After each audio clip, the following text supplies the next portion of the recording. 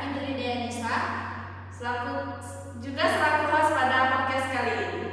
Podcast kali ini mengangkat tema yang sangat relevan dengan perkembangan zaman, yaitu membangun gerakan IMM di era disrupsi. Kenapa kelompok kami mengangkat tema ini? Karena tema ini sangat penting. Kita hidup di masa di mana perubahan terjadi begitu cepat, terutama di bidang teknologi, sosial, dan budaya. Era disrupsi membawa tantangan sekaligus peluang besar bagi generasi muda, khususnya bagi kader mahasiswa Muhammadiyah atau yang disebut dengan IMM. Nah, dalam situasi seperti ini, bagaimana IMM dapat tetap eksis, relevan, dan membawa nilai-nilai Islam serta kemanusiaan di tengah arus globalisasi dan digitalisasi yang begitu deras. Nah, untuk membahas hal ini lebih dalam, kami telah hadir yaitu Kakanda Rais. Selamat datang Kakanda. Ya. Terima kasih atas kesediaannya hadir dalam podcast kelompok kami. Beliau ini juga seorang kader senior IMM yang telah banyak berpengalaman dalam dunia gerakan mahasiswa, kaderisasi, serta pengembangan intelektual kader. Beliau dikenal sebagai figur inspiratif yang aktif mendorong lahirnya IMM yang berkarakter kritis dan berakhlak. Sebelum kita masuk ke pertanyaan-pertanyaan yang akan kita tanyakan ke Kakanda, bahwa kita harus ingat bersama teman-teman bahwa era disrupsi adalah masa di mana banyak hal berubah karena kemajuan teknologi. Perubahan ini tidak hanya terjadi pada aspek teknologi semata, tetapi juga berdampak pada pola pikir, cara berinteraksi, sistem pendidikan, ekonomi, bahkan gerakan sosial dan keagamaan. Baik, kelompok kami telah membagi beberapa segmen pertanyaan yang akan kami tanyakan kepada Kakanda Rais. Kelompok kami telah membagi 4 segmen. Segmen pertama dan segmen kedua akan dipertanyakan oleh saya sendiri, Jamila. Segmen ketiga dan keempat akan dipertanyakan langsung oleh Saya sendiri, Dea. Baik teman-teman, di segmen pertama ini kami akan menanyakan seputar pemahaman dan makna narasi kader kepada Kakanda Rais.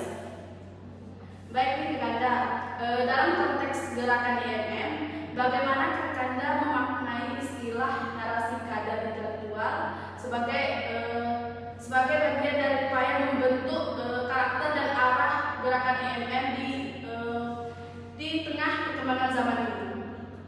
Oke.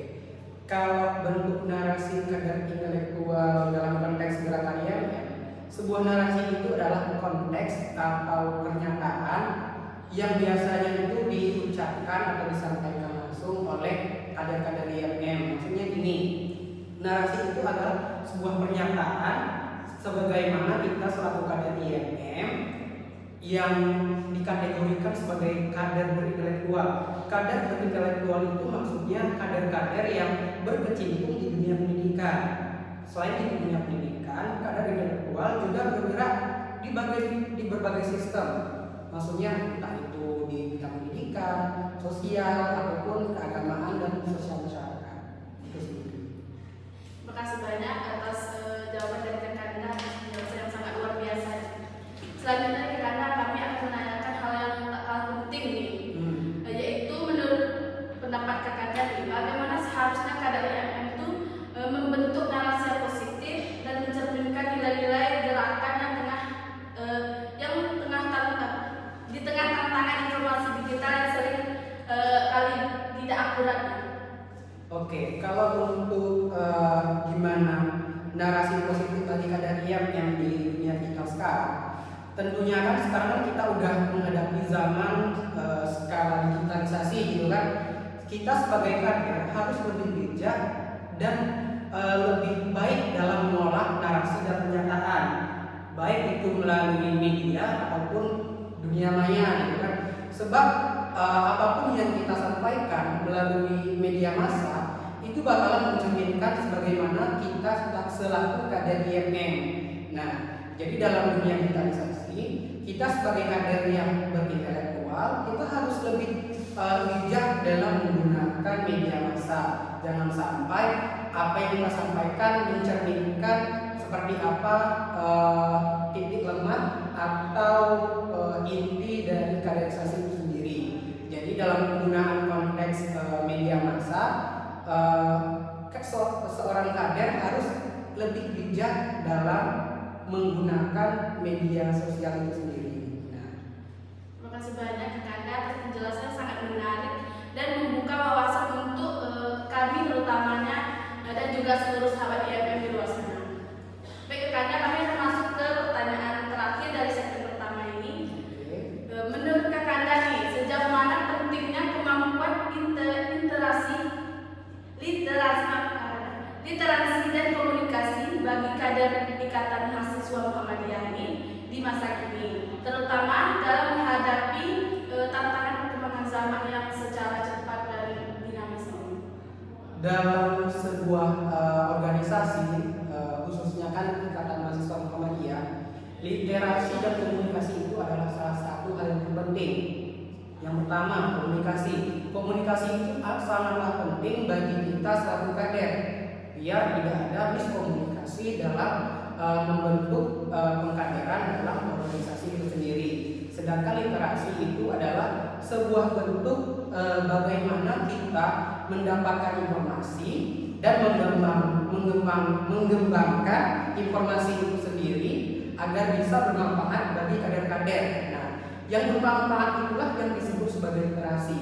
Nah, jadi ilmu-ilmu yang kita pelajari, yang kita dapatkan baik di media sosial ataupun non media sosial, itu adalah bentuk dari literasi kita sebagai kader intelektual itu sendiri. Terima kasih Kakanda atas penjelasannya yang sangat inspiratif. Semoga bermanfaat untuk kita semua.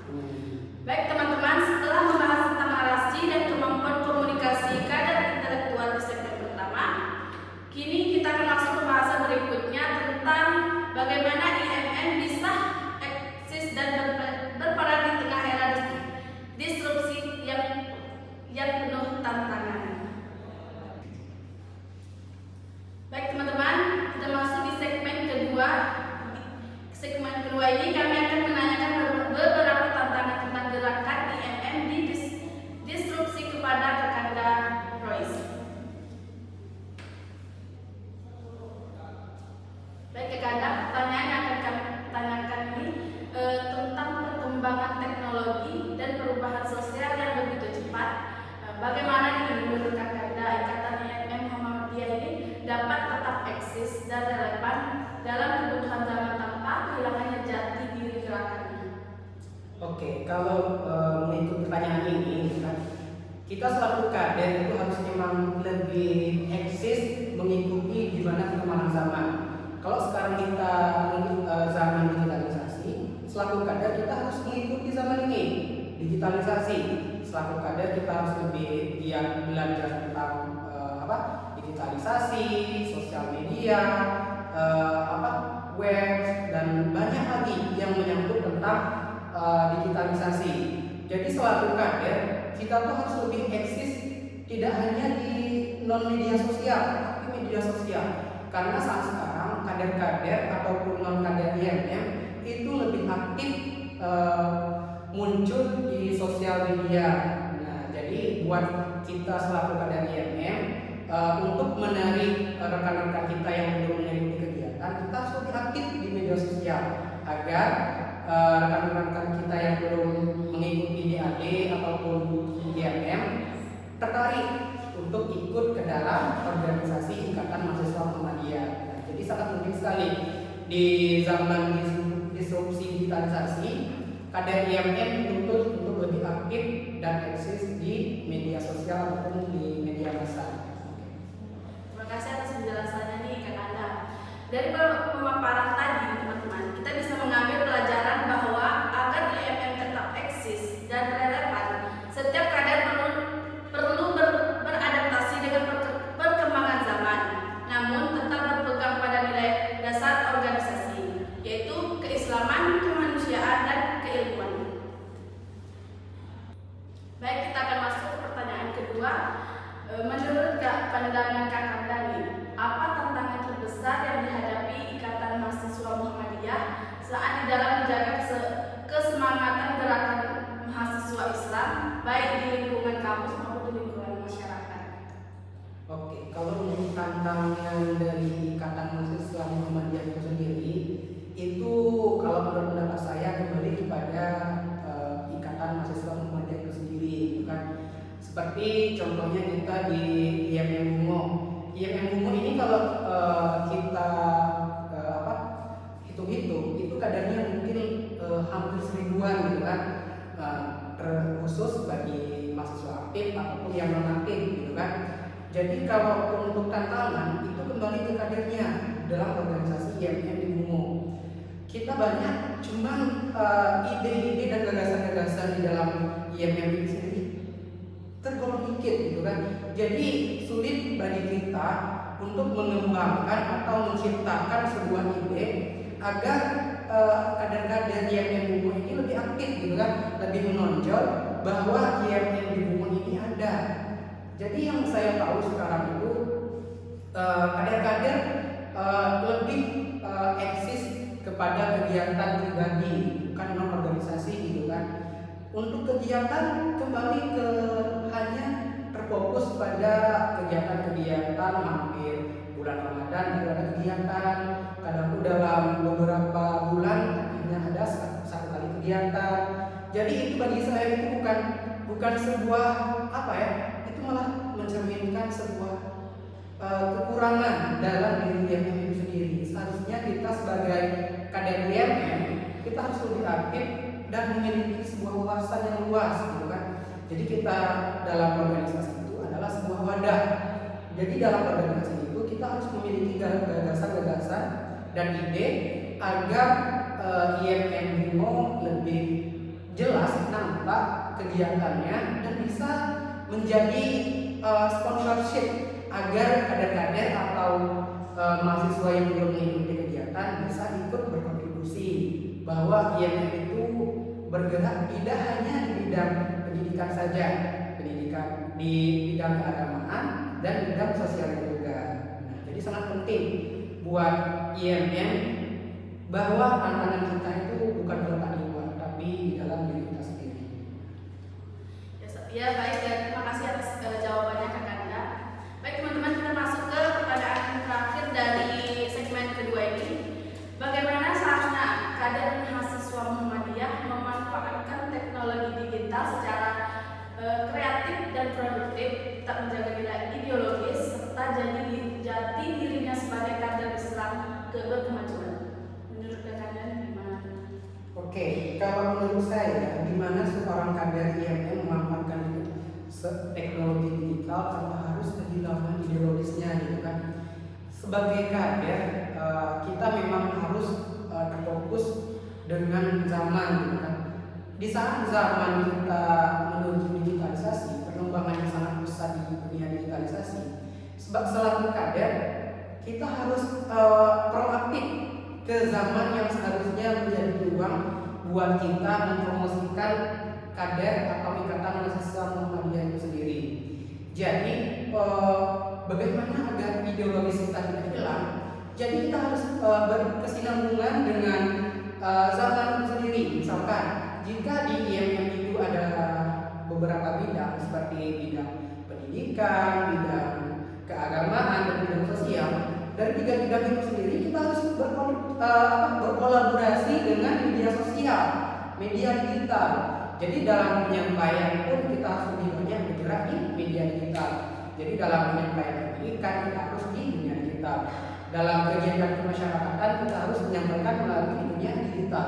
Dan begitu pun dalam konteks keagamaan, IMM juga harus bisa bergerak atau menyampaikan aspirasi dalam bentuk media massa dengan metode-metode atau konteks keagamaan. Nah, jadi agar ideologis dan dunia digital bisa saling berkontribusi dan berkesinambungan.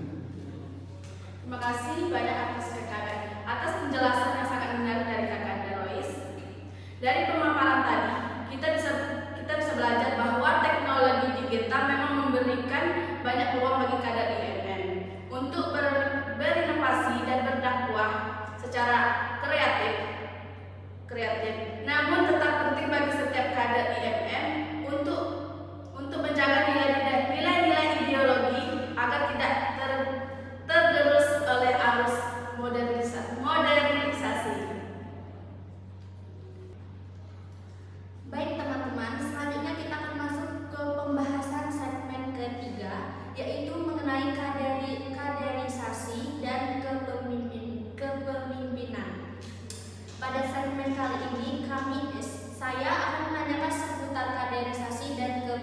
kepemimpinan.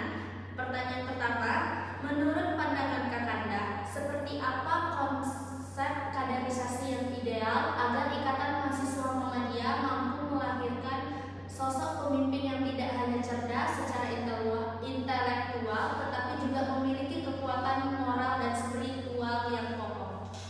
Oke, jika ditanyakan tentang konsep kaderisasi, itu sangat penting sekali bagi senior-senior IMM itu memiliki literasi yang lebih luas ataupun lebih banyak mencetak instruktur-instruktur yang dapat melahirkan kader-kader atau kepemimpinan untuk keberlanjutan dari kaderisasi itu sendiri, gitu kan?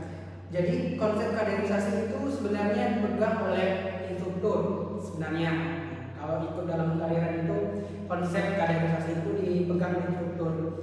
Jika instruktur itu memiliki wawasan dan literasi yang luas, insya Allah kaderisasi yang dicetak akan menjadi kaderisasi yang unggul, yang memiliki wawasan dan ide-ide dan gagasan kreatif yang bisa bermanfaat bagi lingkungan pendidikan ataupun sosial.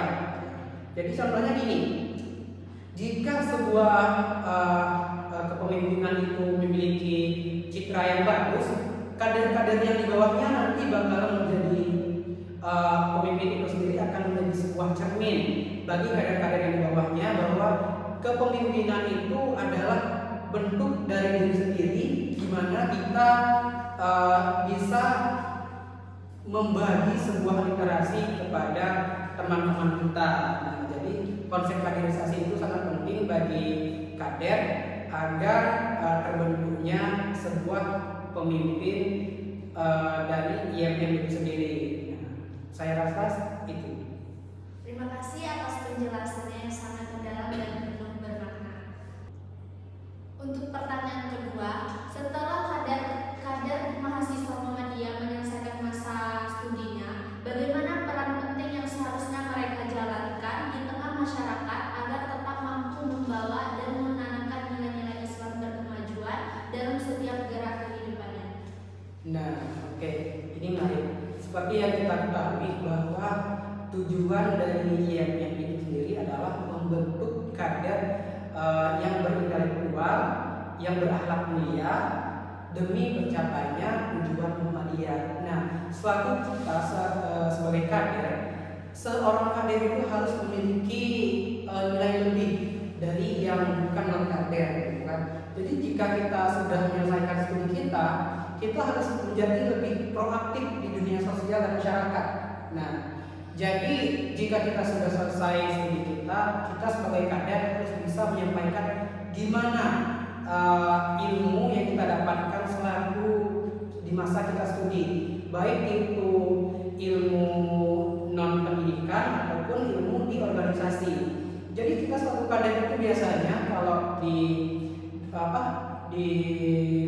dunia sosial, maksudnya di kemasyarakatan, harusnya kita itu lebih berperan aktif. Kita harus lebih banyak mengungkapkan ide-ide dan gagasan-gagasan kita di dunia masyarakat agar masyarakat tahu bahwa kader IMM itu atau seorang kader memiliki nilai lebih atau lebih unggul dari mahasiswa yang tidak ikut organisasi. Nah, itu. Terima kasih Kakanda atas pandangan yang sangat bermakna dari penjelasan yang telah disampaikan tadi. Lanjut kita ke pertanyaan ketiga. Terakhir nih Kakanda, bagaimana menurut Kakanda Ikatan Mahasiswa Muhammadiyah dapat menjadi ruang pengembangan diri, spiritualitas serta kepemimpinan yang menyenangkan bagi mahasiswa sehingga semangat perjuangan tetap hidup dan relevan di tengah berbagai tantangan zaman? Oke, selaku kader IMM, yang saya tahu kita itu adalah organisasi besar. Kita ini adalah organisasi otonom dari Muhammadiyah. Muhammadiyah adalah sebuah organisasi keagamaan terbesar keempat di dunia. Nah, jadi Muhammadiyah itu tidak hanya bergerak di bidang pendidikan saja, tapi ada di bidang sosial, bidang kesehatan, bidang pendidikan dan banyak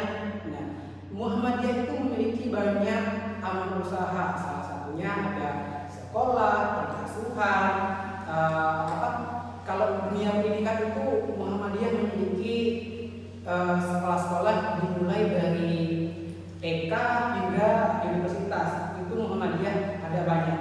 Jadi kita selaku kader IMM, kita harus bisa memanfaatkan amal usaha itu agar kita bisa menarik simpatisan masyarakat yang mengetahui bahwa Muhammadiyah itu penting bagi masyarakat.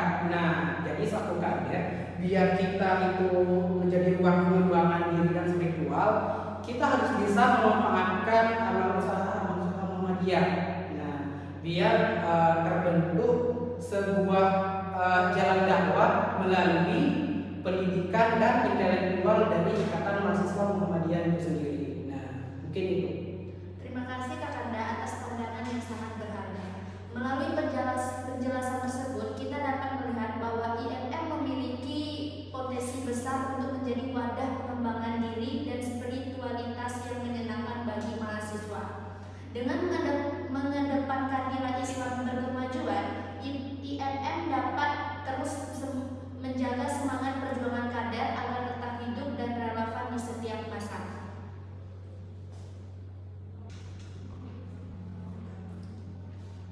Nah teman-teman, kita lanjut ke segmen keempat, pesan dan refleksi.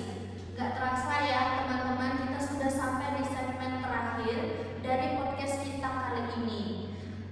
Pada segmen terakhir ini, kami akan menanyakan suatu pertanyaan yang mungkin akan merangkum pertanyaan-pertanyaan dari beberapa segmen tadi. Kakanda, saat ini banyak kader Ikatan Mahasiswa Muhammadiyah di seluruh Indonesia yang pernah berproses dan berjuang di tempatnya masing-masing. Lalu, apa pesan dan harapan Kakanda bagi seluruh kader IMM agar senantiasa membangun narasi gerakan yang mencerahkan, berlandaskan nilai-nilai Islam, serta mampu menjawab berbagai tantangan di era disrupsi seperti sekarang ini? Oke, buat pesan dan refleksi buat kader seluruh Indonesia, saya harap seluruh kader bisa memanfaatkan diri dan tidak merasa puas di posisi saat sekarang. Jika kita saat ini hanya seorang kader biasa, kita harus bisa menjadi kader yang menjadi kepemimpinan. Tidak puas di pimpinan komisariat, kita harus puas di pimpinan cabang. Tidak puas kita di pimpinan cabang, kita harus sampai ke dewan pimpinan daerah. Jikalau kita masih belum puas, kita harus berusaha bisa sampai di pimpinan pusat Ikatan Mahasiswa Muhammadiyah. Nah, jadi selaku kader kita harus jangan sampai berpuas diri, harus lebih memiliki wawasan yang luas, literasi yang banyak, sehingga kita bisa bermanfaat bagi dunia pendidikan dan dunia sosial, baik secara intelektual ataupun non intelektual. Jadi seorang kader itu harus untuk lebih memiliki citra yang unggul dibandingkan yang tidak mengikuti organisasi. Jadi dalam konteks ini pesan saya semoga seluruh kader Ikatan Mahasiswa Muhammadiyah bisa bermanfaat bagi seluruh masyarakat Indonesia dan bisa menyebarkan dakwah Muhammadiyah sampai ke pelosok negeri. Mungkin itu. Terima kasih yang sebesar-besarnya Kakanda atas pesan dan harapan yang begitu menyentuh serta memotivasi untuk kader-kader IMM di seluruh Indonesia.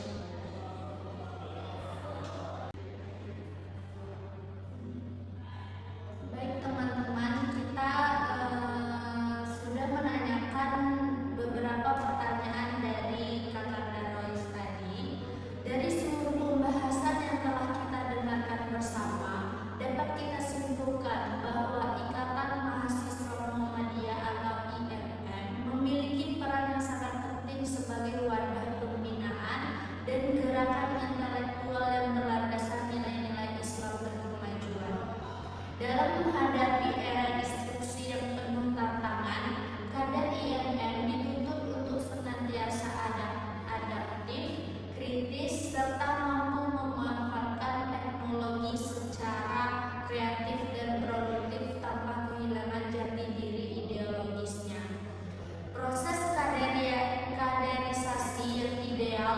bukan hanya berfokus pada penguatan intelektual, tetapi juga pada pembentukan karakter, moral, dan spiritual agar kader IMM dapat menjadi pemimpin yang berintegritas dan berakhlak mulia.